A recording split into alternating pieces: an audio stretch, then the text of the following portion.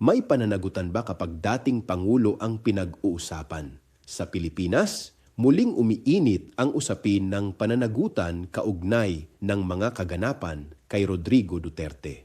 Hindi na ito simpleng balita o haka-haka lamang, kundi isang seryosong usapin na sinusubaybayan ng publiko at ng mga institusyon ng hustisya.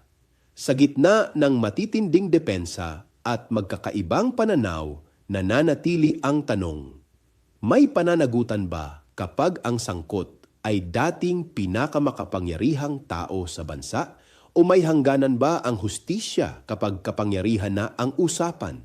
Hindi ito simpleng bangayan ng politika. Ito ay pagsubok sa sistema kung kaya ba nitong panagutin ang nasa itaas at kung may puwang pa ang hustisya para sa mga nasa ibaba.